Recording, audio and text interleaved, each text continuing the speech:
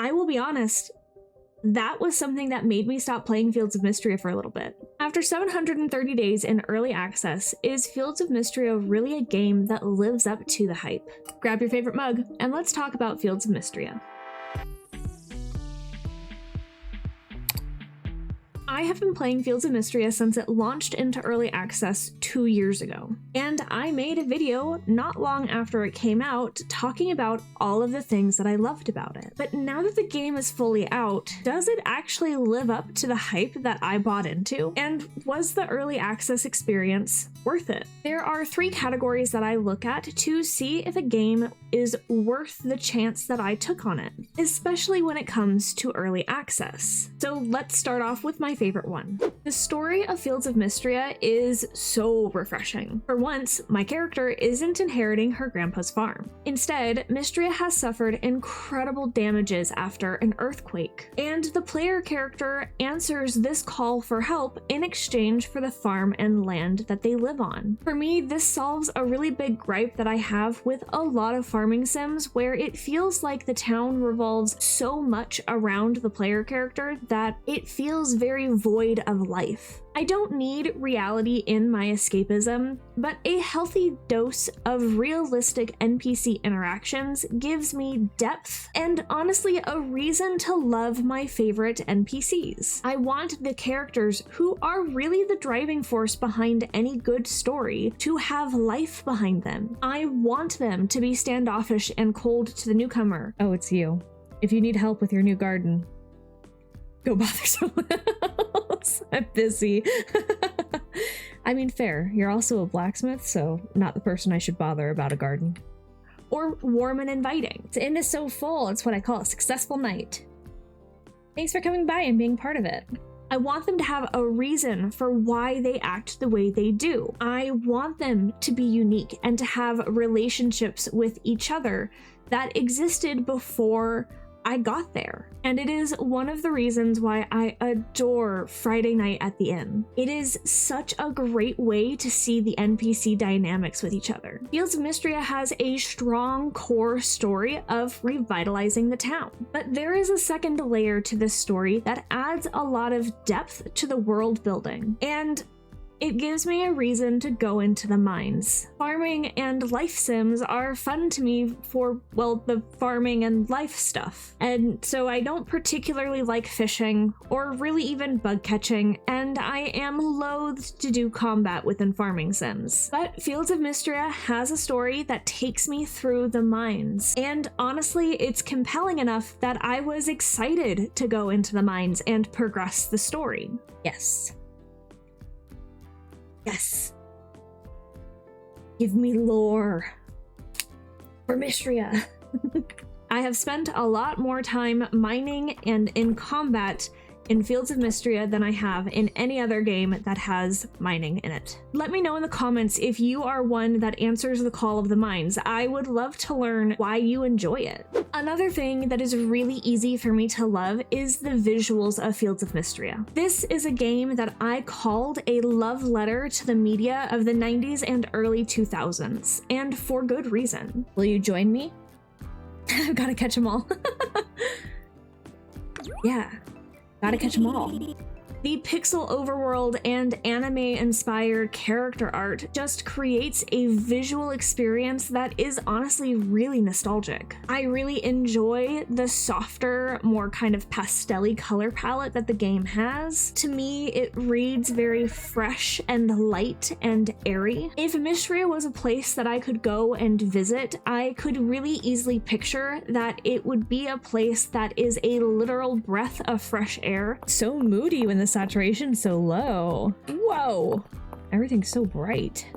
Drop the saturation down back to normal. Simply put, visually, this game is very much my aesthetic for a laid-back farming experience. Now remember how I said that I don't need realism in my escapism? That is especially true when it comes to the game mechanics. Can we all agree that an infinite watering can from the beginning should be the gold standard? If you agree with that, let me know by liking the pinned comment. Maybe an infinite watering can makes the game a little too easy, but personally, I don't want to spend my entire day darting between the well and my fields. I would like to go and socialize, please. Another thing that I really love within Fields of Mistria's game mechanics is that there's actually a reason to invest in breeding your livestock, outside of it's just cheaper to get more livestock if you breed them, and that is for the color variants. And just a tip, if you're looking to get all of the different colors, especially the higher tiered ones, it is dependent on the tier of the parent. So a tier 1 parent with a tier 1 parent will produce a tier 2 offspring, and so on. This is only different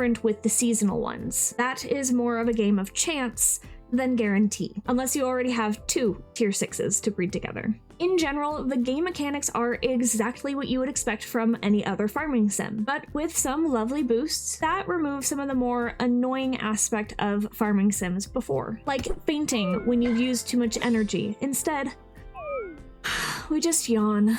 So the big question, does Fields of Mistria live up to the hype? And it is definitely safe to say that I have a lot of love for this game, but I do have one really big disappointment that I want to address. And it is a minor spoiler, so proceed with caution or skip to this time. All games eventually fall into repetitive dialogue, especially games that don't ever have a clear end, where when you hit the end, you can continue playing. The one thing that I love the most in Fields of Mistria is that the NPCs speak in really natural ways. Polite but brief greetings when passing from place to place, location-specific dialogues about the activities that they're doing or the work. Nothing felt repetitive in an annoying way. And the one thing that I absolutely fell in love with was Friday nights at the inn. And it is honestly still my most favorite aspect of the game. It felt like mini festivals each week. You get to see the NPCs gather together to gossip, play games, or just share a good drink with each other. And honestly, the best part is the fact that they weren't just conversations you were eavesdropping on, they were conversations that the player character got invited into and included in. I love this event so much that I attended it religiously. I was back every single Friday, no matter what I was doing, to see how the story continued to play out. And I was kind of devastated that it ended after a year. Well, not Friday night at the inn, but specifically the parts that felt like a mini festival. The conversations became more generic. They were less how they interacted with each other and more just what you could see if you popped into the inn on any random Tuesday. And I will be honest, that was something that made me stop playing Fields of Mistria for a little bit. Is that a silly thing to be massively disappointed by? Maybe, but to me it was the thing that I was the most impressed with by Fields of Mistria. It was something that made the world feel so alive. Logically, I know that it's a ton of work for someone to write essentially 4 mini cutscenes to happen every week for multiple seasons on end. I know that. And so I knew that it was likely something that would come to an end eventually, but it happened just so abruptly that it kind of broke my heart a little bit. Would I have loved if they did more? 100%. Absolutely. But I honestly just appreciate that they even did something like this. My tip to you is definitely just take your time with it. There is plenty of content to go with, so it's okay if you miss a Friday. You're not missing anything. Those stories are on pause until you make it there for Friday again. I really did tear through Friday Night at the Inns and most of the story, if I could. I am ravenous for story. I'm restarting a play file on the full launch of this game. I have this recorded slightly before the full launch comes out, and I want to keep in mind that there might be things that change because marriage and children is going to be included at that point. So I'm gonna keep an open mind and just be hopeful that maybe something gets added to it that gives some more of what I love so much about Fields of Mistria. I just got the Fields of Mistria 1.0 email. I'm so excited. I'm gonna have more of the details. 1.0 is here. Thank you to everyone who's joined us on this journey, shared feedback, showed us farms, created fan art, and loved Mistria. Whether you're returning to your farm or starting a brand new adventure, we hope that you'll enjoy everything. What's in 1.0? Villagers and romance. Heart's proposal, wedding events, marriage, children, Stillwell, and Zorrel. Additional Friday Night at the Inn storyline after finishing the mines. Oh my god, I'm so excited.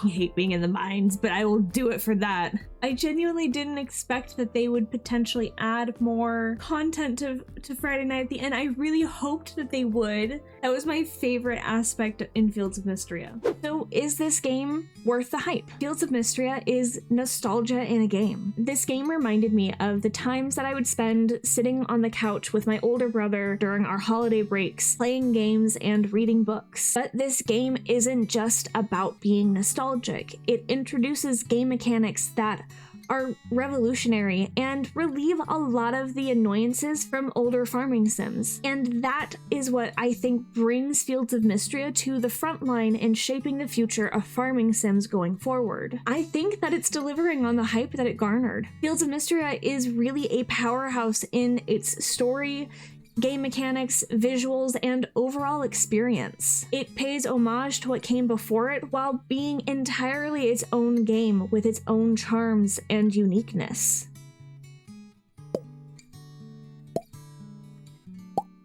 Unfortunately, it is only out on PC right now, so if you are someone who can't play on PC or who doesn't do PC gaming, hopefully the dev team will be looking into porting this game to consoles in the future. They are very focused on making sure this is a great experience through PC before looking that way, but hopefully you'll get your hands on it here pretty soon too. And if you want some games that have plants but maybe no farming, you can check out this video right here. And with that, save your games, water your plants, and I hope to see you next time.